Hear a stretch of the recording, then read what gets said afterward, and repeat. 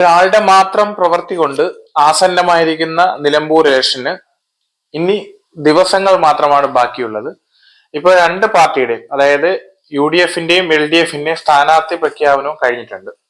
അപ്പൊ ആർക്കാണ് എവിടെയാണ് മുൻതൂക്കമുള്ളത്, ആരാണ് നിലമ്പൂർ ജയിക്കാൻ പോകുന്നത്, ആരുടെ തട്ടാണ് പൊങ്ങിയിരിക്കുന്നത്, ഇത്തരം വിഷയങ്ങളാണ് നമ്മൾ ഇന്ന് ഈ വീഡിയോയിൽ പ്രതിപാദിക്കാൻ പോകുന്നത്.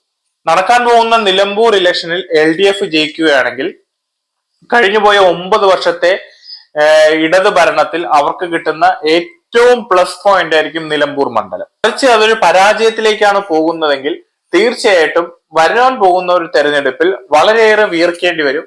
ചിലപ്പോൾ ഭരണം തന്നെ നഷ്ടമാവുന്ന ഒരു സാഹചര്യമായിരിക്കും കേരളത്തിൽ LDFന് ഉണ്ടാവുക. അതുകൊണ്ട് LDFനെ സംബന്ധിച്ചിടത്തോളം വളരെ തീയിൽ നിന്നുള്ളൊരു മത്സരമാണ് നിലമ്പൂർ നടക്കാൻ പോകുന്നത്.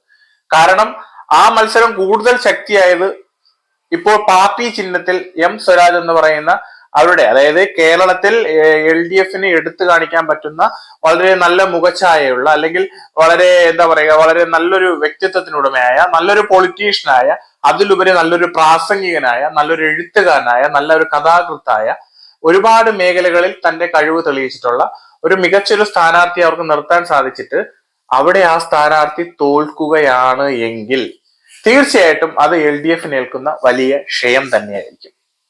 ഇനി ഒരു കാര്യം ഇതിനോടൊപ്പം കൂട്ടിച്ചേർക്കാൻ ആഗ്രഹിക്കുന്നു. കഴിഞ്ഞ പോയ രാത്രികളിലും ഇപ്പോൾ നടന്നുകൊണ്ടിരിക്കുന്ന ചർച്ചയിലും അൻവർ എങ്ങോട്ടോ, അങ്ങനെ ഇന്നലെ എൻ്റെ ഒരു വീഡിയോ ചെയ്തിട്ടുണ്ടായിരുന്നു. പക്ഷേ ഈ ഒരു വിഷയത്തിൽ അൻവർ നമുക്കൊരു വിഷയമല്ല. കാരണം എന്ത് തന്നെയാണെങ്കിൽ പോലും ഇനി വരുന്ന മണിക്കൂറുകൾക്കുള്ളിൽ നിങ്ങൾ കണ്ടോളൂ, അൻവർ UDFന്റെ ഭാഗമായി മാറിയിട്ടുണ്ടാവും. കാരണം ഒരു ശക്തനായ ഒരു എതിരാളിയാണ് ഇപ്പോൾ UDFന് എതിർപക്ഷത്ത് നിന്നും കിട്ടിയിട്ടുള്ളത്, അതായത് LDFന്റെ കോട്ടയിൽ നിന്നും കിട്ടിയിട്ടുള്ളത്.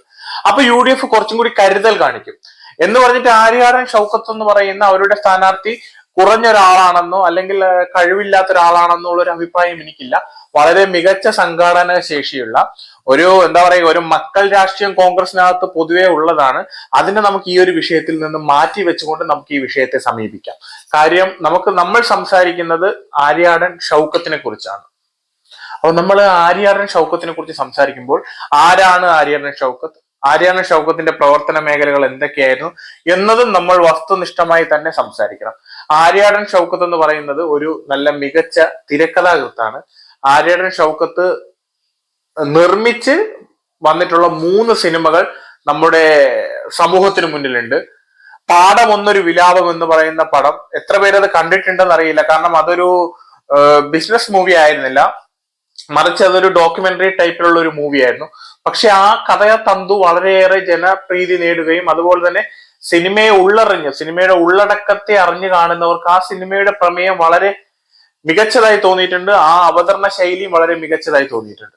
അങ്ങനെ സംഘാടക മികവിലും KSUവിന്റെ താഴെയിൽ നിന്ന് തന്നെ KPCCയുടെ പല പൊസിഷനുകളിൽ നിന്നും മത്സരിച്ചും അതുപോലെ തന്നെ പല പൊസിഷനുകളും അലങ്കരിച്ച് ഒരുപാട് നേതൃപാടവമുള്ള ഒരു വ്യക്തി തന്നെയാണ് ആര്യാടൻ ഷൗക്കത്ത്.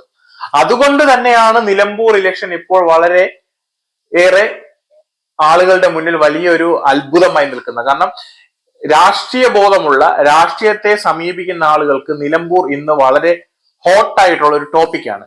കാരണം മത്സരാർത്ഥികളുടെ ക്യാരക്ടർ വൈസ് ആയാലും അവരുടെ പ്രവർത്തന മണ്ഡലമായാലും അവരുടെ മറ്റ് ഗുണങ്ങളായാലും വെച്ച് കമ്പയർ ചെയ്യുമ്പോൾ ഏറ്റവും മികച്ച 2 സ്ഥാനാർത്ഥികളെയാണ് 2 മുന്നണികളും നിർത്തിയിട്ടുള്ളത്. അതുകൊണ്ട് തന്നെ ഈ മത്സരം തീപാറും എന്നതിൽ സംശയമില്ല. ഈ മത്സരം ഒരുപാടിടങ്ങളിൽ സ്വാധീനം ചെലുത്തും എന്നതിലും സംശയമില്ല. അപ്പുറത്തെ BJPയെ കുറിച്ച് സമ്മതിക്കണം. BJP ഇപ്പോൾ കേരളത്തിൽ അവരുടെ സ്വാധീനം വളർത്തിക്കൊണ്ടുവരുന്ന ഒരു പാർട്ടി തന്നെയാണ്. പക്ഷെ ഈ മത്സരം, അതായത് നിലമ്പൂർ ഇലക്ഷൻ തുടങ്ങുന്ന സമയത്ത് തന്നെ അവരുടെ പാർട്ടി അധ്യക്ഷൻ പറഞ്ഞിട്ടുണ്ടായിരുന്നു ഇത് അനാവശ്യമായ ഒരു ഇലക്ഷനാണ്. തീർച്ചയായിട്ടും ആ ഒരു അഭിപ്രായത്തോട് ഞാനും എന്റെ പല വീഡിയോകളിലും യോജിച്ചിട്ടുണ്ട്.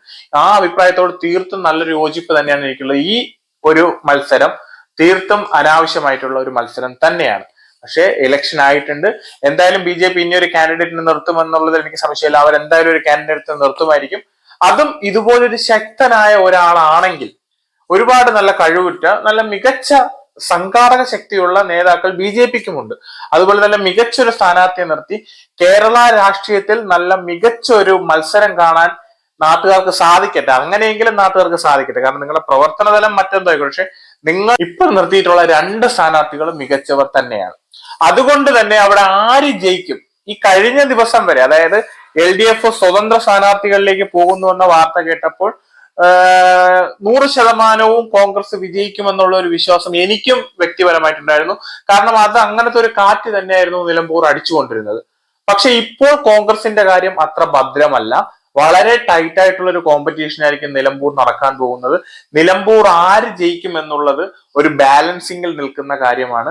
അപ്പൊ നിങ്ങൾ പറയും അവിടെ പാർട്ടി ചിഹ്നത്തിൽ ഇതുവരെ തെറ്റായ ഒരു മെസ്സേജ് ആണ് അത് സൊസൈറ്റി പരക്കുന്നത്. അങ്ങനെ കുറെ പ്രചരണങ്ങൾ നടക്കുന്നുണ്ട്. പാർട്ടി ചിഹ്നത്തിൽ 1965-ലും 1967-ലും സഹാവ് കുഞ്ഞാലി എന്ന് പറയുന്ന ധീരനായ നിലമ്പൂരുകാരുടെ അഭിമാനമായ സഹാവ് കുഞ്ഞാലി മത്സരിച്ച് ജയിച്ച ഇടമാണ്. അവിടെ തോൽപ്പിച്ചതും ഈ പറയുന്ന ആര്യാടൻ മുഹമ്മദിനെയാണ്.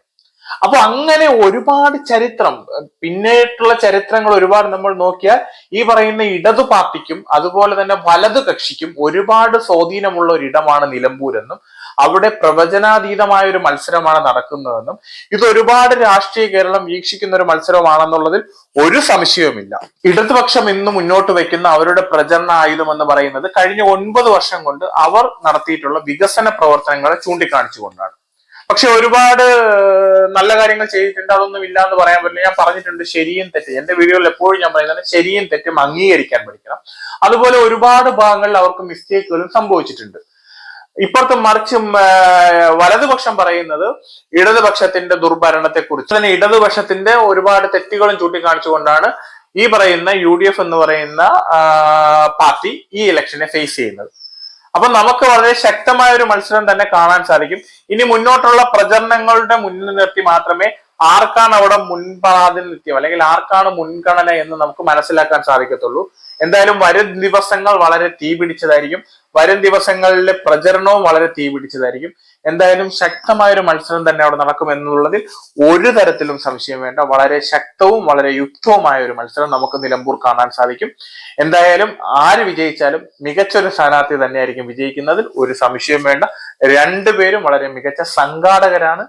മികച്ച രീതിയിൽ എന്താ പറയുക, ജനങ്ങൾക്ക് എന്തെങ്കിലും ചെയ്യാൻ സാധിക്കുന്നവരുമാണ്. എന്തായാലും മറ്റൊരു വിഷയമായി കാണുന്നവരെ നിങ്ങൾക്ക് എല്ലാവർക്കും നല്ലൊരു ദിവസം ഞാൻ ആശംസിക്കുന്നു.